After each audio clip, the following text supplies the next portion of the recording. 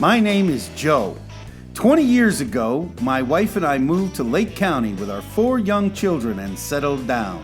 In that time, we've worked, worshiped, played, and raised our family.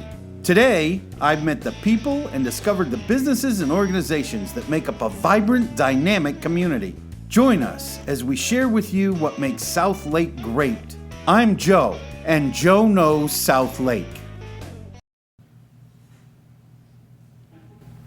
Welcome, welcome, welcome, Southlake. We are here today at a place I've actually been meaning to get to for a couple of years now. I am joined by my new friend, Uday Kadam. Please tell me I said that right. You did. Okay. Uday Kadam. We are sitting actually in the midst of his restaurant, the Guru Restaurant, which is located, I just asked about this, at the Hillside Terrace across from CLERMONT Landings, where the Epic Theater is and Texas Roadhouse is. This is kind of a unique spot because you're up on a hill. It's kind of weird to get into. I'm really excited to be here, partly because I can smell the food cooking. So this is going to be a difficult interview because Joe may be drooling throughout it, okay? Please give us some grace. Uday, give us a little insight into you. You weren't born in this country. You tell us what you do here, and I want to hear a little bit about your story. So, I was born in India. It's about 400 miles outside of Mumbai. And at age 18, I got my first job at the famous Taj Mahal Hotel in India, 5 stars. Got my training there, went to school. Two years into my training, the Marriott people offered me a job to go to work for them in Kuwait. 1975, that was. And from there, this has sent me to Saudi Arabia, Jordan. I came to America in 1982. Now, I understand from our pre-interview, you came to New York City. That is correct. Working for Marriott International. Had you always wanted to come to America, or was it just something that kind of happened for you? I already had a couple of friends who were promoted by Marriott. They came to America. They had just given me a hint, but I wasn't sure I want to stay. Then I had decided to stay after 6 months.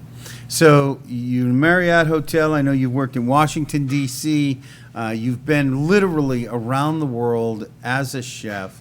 When did you decide to become a citizen of the U.S.? It was 1991. So fairly early in your process. You'd been here 8 years, 10 years? I had a green card since 1982, 83. But I didn't get a chance to just go and apply for it, I said, well, when I came here, I decided to do it here. And it was a pleasure to an American citizen. The ceremony, it just really, you give up all you had in the past, you just become a new citizen, a new person, and I love this country. Uday, one of the things that we struggle with in this country is the question of illegal immigration as opposed to immigration. I love to sit with business owners like you. You're obviously very successful, and we're going to talk in a minute about the number of restaurants you've had in Orlando, how you had so many going at one time.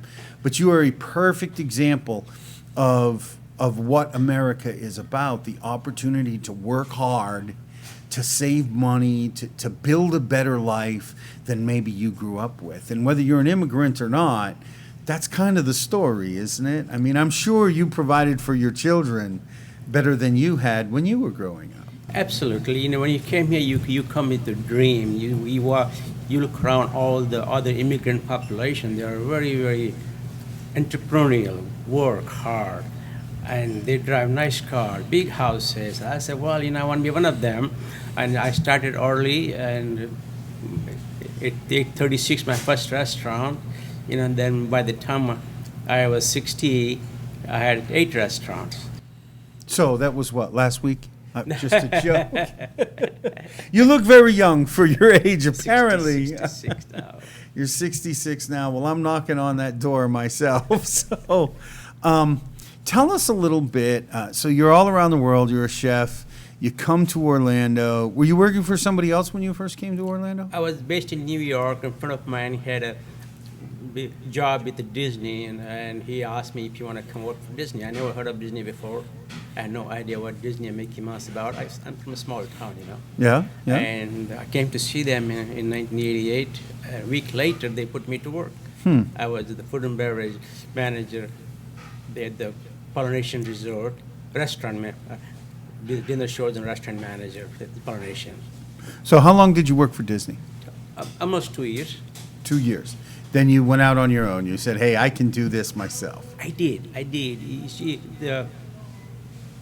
coming from a non-union company to work for union company, sometimes for management job it's tough. There's some things you can't get it done. You know, if you work for they're two different companies, you know.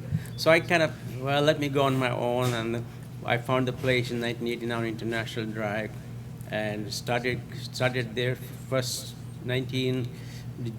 January of 1990, and I said, I got to do it. If it doesn't work, I'll sell hot dog. You know, that's important. That's important. You got to have mindset if it doesn't work. You know, and it worked so well. In about 5 months into the business, my restaurant was talk of the town. Okay, now was that Indian food? Indian food. That was Indian food. So you realized you had hit some nerve with the local local restaurant goers. I did. And you expanded. Yes. So tell us about that. I mean, so many people stick with one restaurant. As a matter of fact, you know what? I want to get into this, but we're going to do it when we come back, okay? We're going to go to a break. Look, guys, we are joined here by Uday Kadam at the Guru Restaurant. We're going to go to a quick break. These are our station sponsors. You know, I believe very strongly in support local, buy local, shop local, and eat local. So don't take your money to a corporation. We're still all recovering from the pandemic. We're going to go to a commercial break. I expect you to watch these commercials, use these people, and we'll see you when you get back. Hello, my name is Michael Singh with Singh Insurance and Financial Services. Our goal is to build trust based on a clear understanding of how your insurance policy protects you, your family, and even your business. When was the last time you took a good hard look at your insurance coverage? Would you be open to the possibility of reviewing your policy with me? One review of your policy can save you valuable time and money. Call me today to set up a review of what may be available to you. Griffiths Automotive Clinic in Groveland is a family-owned and operated auto repair shop. We have clean, modern facilities with the latest technologies to service all vehicle makes and models. Brakes, AC, electrical, tires, transmissions, oil changes. At Griffiths Automotive Clinic, we are your one-stop automotive shop, proudly serving the Groveland, Claremont, Mineola, Mascot, Webster, Montverde, Ferndale, and Bushnell communities. Call Griffiths Automotive Clinic at 352-243-2277 to set up your appointment today. Welcome to Guru Restaurant in Claremont. Chef owner Uday Kadam has been proudly serving the finest authentic Indian cuisine in Central Florida since 1990. Come see us or order online at mygurutogo.com or call 352-241-9884. Open 7 days a week, Monday through Saturday from 3 p.m. to 9 p.m. and Sundays from noon till 6 p.m. with outdoor seating available. Order delivery through Uber Eats or DoorDash. Guru Restaurant in Claremont. Simply the best in Indian cuisine. And welcome back. Always great to hear from our sponsors. Once again, you should go use them. All right, we are I'm joining Uday Kadam at his restaurant today, the Guru Restaurant here at the Hillside Terrace. You know where it is, across the street from Claremont Landings, up on the hill. We're talking about his journey to come to America, to build a restaurant. You were just telling us you opened a restaurant in Orlando in 5 months. You were the talk of the town. I'm sure you're getting all sorts of press coverage. So many people would have just stayed with that. Said, hey, I'm just going to work on this, let this go. But you expanded. Sometimes you make, you have, what do you call it, just mentally you want to have more and more and more. And the place was so busy, I used to bring chefs from India to help me out. And one thing led to another, because you're a name in the market, people want, hey, do you want to open a certain so-and-so place? You have another place. So that's how I got into the second one in Florida Mall. I got one on a Jersey Station, just one after another.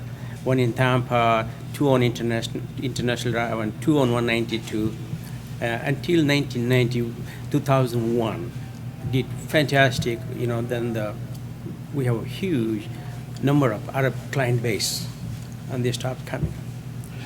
Then we have to slowly, figure out how to survive with the local population. So I strongly believe in marketing the product. The product has to be good, and they have to have good product. People will come to you, and reasonably, and you present it well. And I did that all of the above, and hit the marketing media, newspapers, every magazine in the county, state, city, I was involved. Do you know, it's funny you say that, because I say all the time, so many people get in the restaurant business and all they're focused on is the money. And, many of them, and I'm sure you've seen this because we're the land of retired people. Yes. So many people come here, they cash out, they get a retirement from another industry, they find a restaurant that's for sale and they buy it, and they think they're going to sit at the cash register and just roll in the dollars. And it's a lot of work. And you have to love the food, and you have to love the people. Absolutely, just you're a good chef or just front of the house manager, it just doesn't work anymore. You have to be the marketeer, you got to be chef, you got to be cook, you got to be dishwasher, you got to know all these jobs inside out, and you need money to run the business. So if the business costs $100,000, if you don't have $500,000, don't touch the business, because that's how much it's going to take for you to run it. This is how much it cost me here. So how did you, when you were in that spot, you were new, you were fresh in the market, I mean, you're not even a citizen yet, and how did you find that money? How did you find the money to open your first restaurant? I sold some of my stocks. I had made money from the Marriott and Disney. Do you know, so I love that concept, because you put skin in the game. Absolutely. You weren't looking for somebody else to put up the money. Absolutely not. You had all the risk. Absolutely. And if it didn't, you said that earlier about, I have to think, if this doesn't work, I can do something else. Absolutely. But you already knew what you could go do, and that also was going to require a lot of work. Absolutely. So what would you say to a young guy just getting started out? It's very, very hard work. You have to give 24/7, several years of time and money and sweat. You really have to work very, very hard. It's not very easy. It's the toughest job, as far as I'm concerned, toughest job in the world to be a restaurant owner or a small business owner. It's just not that easy. We had to know the regulations, rules, the government. Yeah, the government. And the you name government it. will make you want to quit. You name it. So it's really, really tough. But I tell the young people they must go and work for another restaurant to be successful. Learn and open. They don't jump into, their business you've never done it before. Especially food business. Food, you eat it. It's if your food is not good, people are not going to come back. I spent several years in the food service business, and I saw this over and over and over. Someone like you had a child that came into the business, worked with them in the business, and then the kid learned something and decided they were going to go into business, and they could go into another existing business and tell those guys how to operate things. And I've told them over and over, go get an education outside of dad's business, and then go work for somebody that's not your dad. Yes, sir. You seem to have discovered that recipe. And at one point, were you still working in the restaurants when you had eight of them? Yes. I learned some basics from Bill Marriott. I worked with him very briefly. I met him in Kuwait, 1978. Then when I came here, I met briefly Mr. Michael Eisner at Disney. So I had, one-on-one few times. So I just wanted to know how these guys became so entrepreneurial, so big in the industry. And I wanted to be there. But I had to do small ways on my own, Yeah, not for the company. Do you know, I think the fact that you worked in your industry, in the business, even once you got up to 8 of them, Yes. you didn't take an office role No. You showed up, you were seating customers, you were prepping foods, you were cooking. Says an awful lot about your mentality about business, and it's probably why you're able to expand so well, because you understood what it took to wash a dish, what it took to clean a grease trap. Look, we're going to go to a commercial break again. When we get back, we're going to talk a little bit about the food that Uday cooks here. We'll see you in a minute. Flodash Events is the dream venture of Amali Scorman, Brian Boylan, and Kevin and Kimberly Grogan. Individually, the four founders have miles and miles of races and combined 100 years of racing and accomplishments in endurance sports. Dabbling in producing races for a few years, we came together with our knowledge and love of the endurance community to create Flodash Events. Flodash Events creates endurance experiences that are fun and unique with an emphasis on health and community. Whether you're looking for a beautiful course to enjoy time with friends and family or looking for a fast race, we have it all. Our services include, but are not limited to, course design, event management and execution, participant registration, giveaways and award designs, fundraising, and much more. Please contact us for your next race event so we can handle your needs. Visit our store, Dash Sports in Claremont, or check us out online at flow-.com.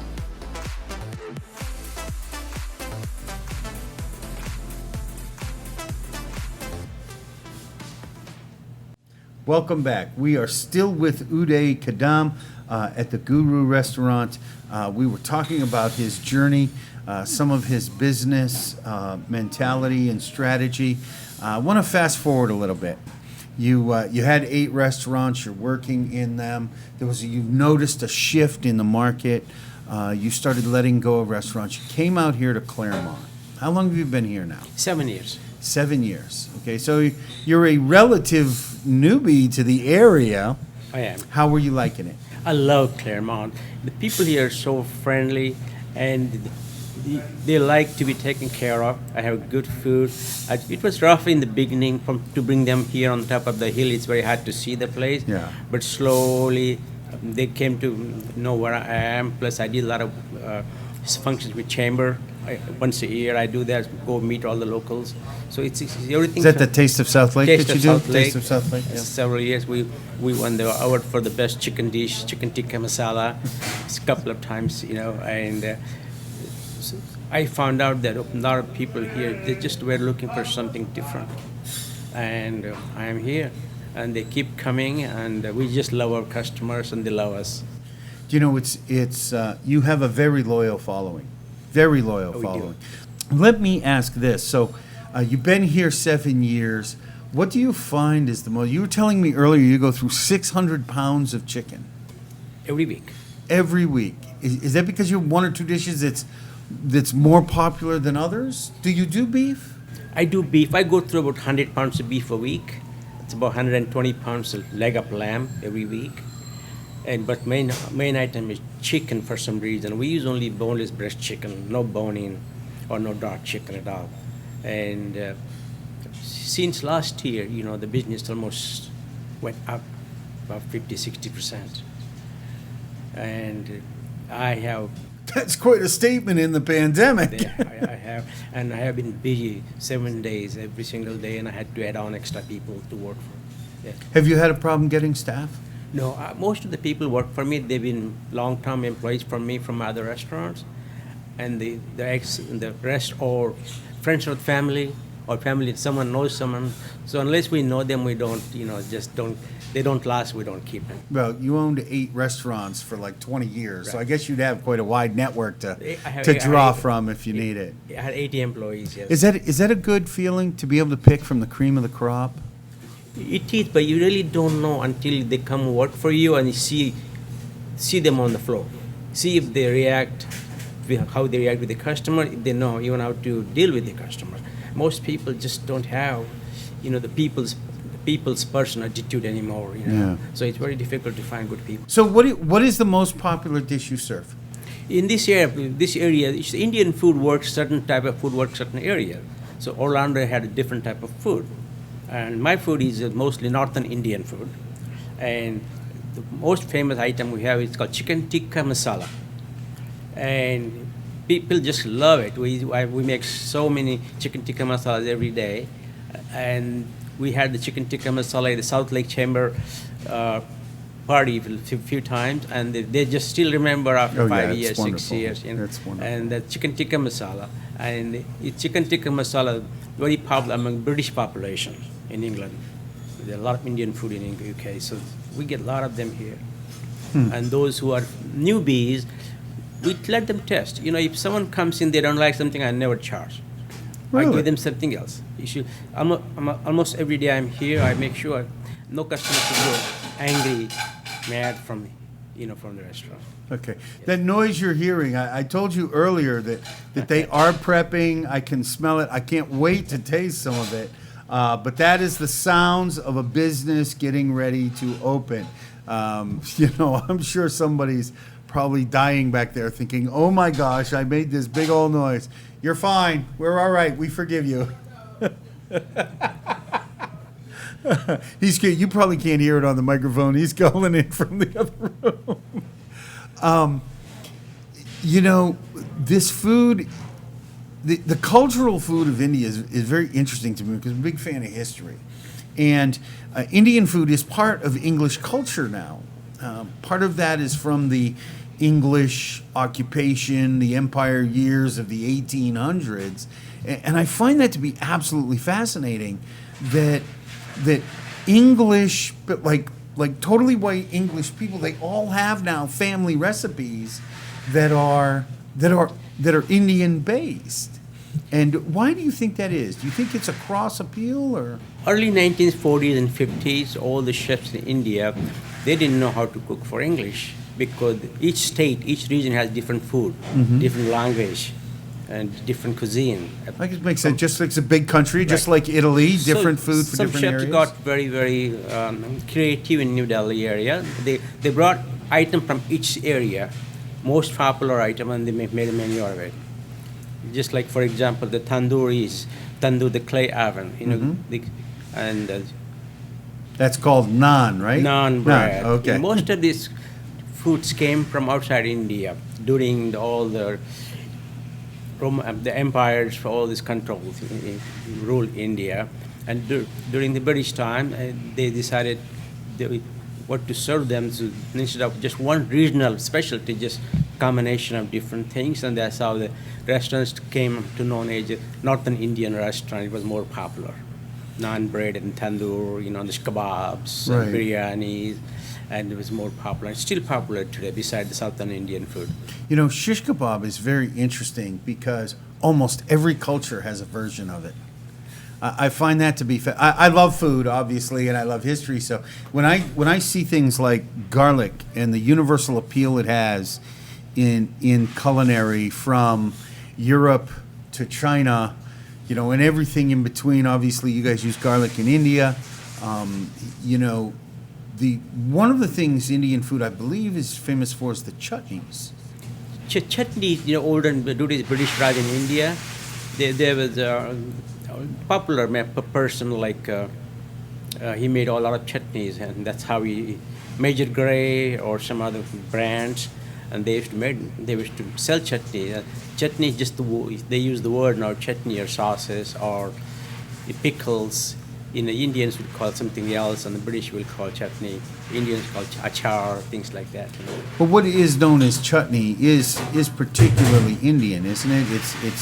It's a relish consistency. That is correct. Do you use any of them here, or is Yes, that we not do. what you do? We do, yes. You Yeah. do. Yeah. Well, I'm really excited to get my wife out here. Actually, to tell you the truth, I don't know any place in town that has tablecloth linen service, and I'm really excited to see it with the flower. This is old school. Fresh roses. And something that needs to happen.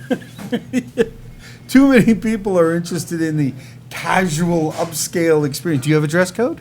No. No. So, well, as long as I wear decent clothes, right? Let's say he doesn't have a dress code, but I'm going to say business casual, please. If you have to wear shorts, wear nice ones with a nice collared shirt.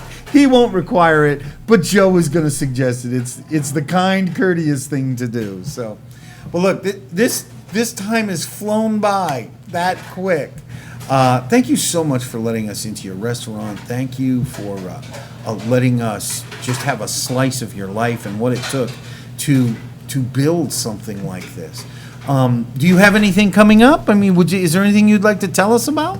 Yeah, we used to do a lot of weddings, catering on the different areas in this in the county. Now slowly they're booking, and so besides the wedding, we were just simply super busy.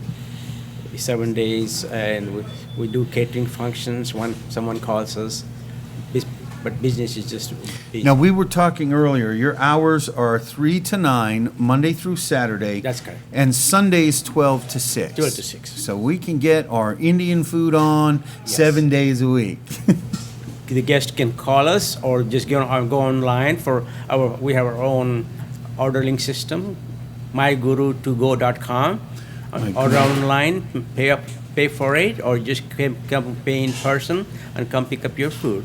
Is your catering menu available there, or should somebody call and speak to a catering manager? They need to speak to the catering manager. Okay. Can you give us that number? 352-241-9884. And I'm sure Jay just put that up on the thing. You know, I want to encourage everybody. This has been another great Southlake business. You know, we are on a mission to put a spotlight on the cool people, organizations, and businesses that make up our dynamic community. And Uday is one of those people. I'm so glad we got a chance to get out here. Look, I'm going to ask you guys this week, come on out. Actually, I'm going to ask you to come on out, but I'm not sure when we're airing. So whenever you see this, bring yourself out here. Give this food a try. I'm sure it's going to be absolutely fantastic. As a matter of fact, I'm getting really hungry just smelling it. Thank you for joining us. We do love you. We want you to stay Southlake strong. And if you would like to look for additional content, boy, my mouth just isn't working today, Jay. If you would like to see additional content, you can look me up on YouTube, Joe Knows Southlake, or you can follow our Facebook page and go through all of our old episodes. I guess I will see you later. Bye-bye. Oh, and I love you. Bye-bye. My name is Joe. 20 years ago, my wife and I moved to Lake County with our 4 young children and settled down. In that time, we've worked, worshiped, played, and raised our family. Today, I've met the people and discovered the businesses and organizations that make up a vibrant, dynamic community. Join us as we share with you what makes Southlake great. I'm Joe, and Joe Knows Southlake.